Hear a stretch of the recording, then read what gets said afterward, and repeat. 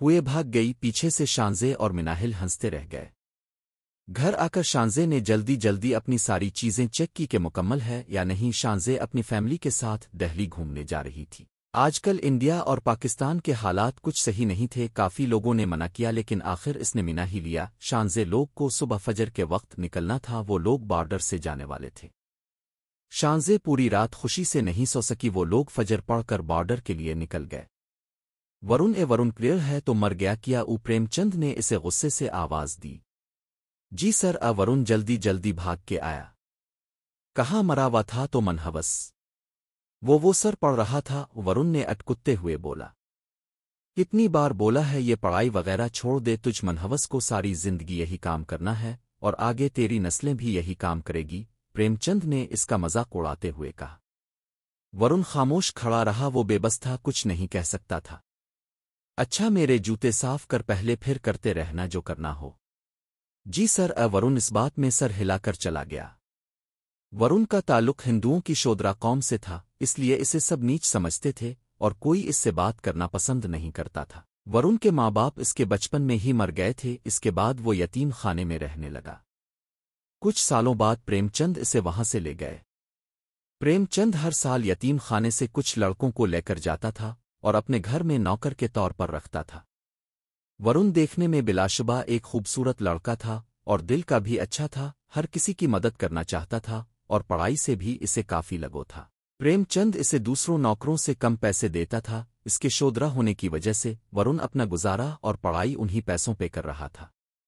ورن کا فی الحال ایک ہی مقصد تھا کہ وہ پڑھ لکھ کر دہلی کو چھوڑ کر دوسرے شہر چلا جائے اور اپنا خود کا کام شروع کرے۔ شانزے لوگ دہلی پہنچ گئے تھے، وہاں سے وہ لوگ ایک ہوٹل میں آ گئے تھے۔ اتفاق سے وہ ہوٹل پریم چند کا تھا۔ ہیلو، میں آپ کی کیا مدد کر سکتا ہوں؟ ہوٹل کے مینیجر نے پوچھا۔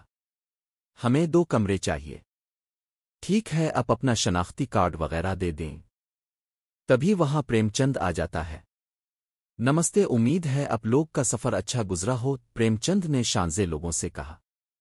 ورن ادھر آؤ، پریم چند نے ورن کو بلایا۔ جی سر۔ ان کا سامان دونوں کمروں میں رکھ دو۔ جی سر۔ ورن کہتے ہوئے ان کا سامان اٹھانے لگا۔ آپ لوگوں کو کسی بھی چیز کی ضرورت ہو یا کوئی بھی چھوٹا کام کروانا ہو ورن سے کہہ دینا، لیکن کھانا اس منحوس سے نہیں منگوانا۔ پریم چند یہ کہتے ہوئے وہاں سے چلا گیا۔ شانزے کو یہ بات بہت بری لگی کہ ایسے کیوں بولا۔ شانزے اپنے کمرے میں آئی تو ورن وہاں سے نکل رہا تھا۔ پہلے تو وہ اسے دیکھ کے ٹہر گئی کہ اتنا خوبصورت لڑکا ایسے کام کیوں کر رہا ہے، پھر اس نے ورن سے پوچھا، تم پڑھتے ہو؟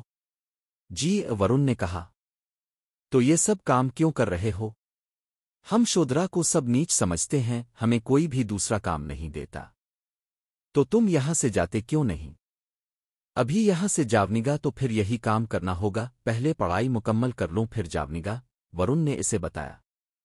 ٹھیک ہے، شانزے صرف اتنا ہی کہہ سکی، ورن کمرے سے جا چکا تھا۔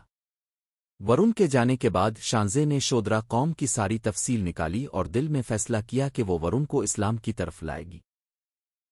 شانزے نیچے گارڈن میں ایمان اور مناہل سے باتیں کر رہی تھی۔ یار، مجھے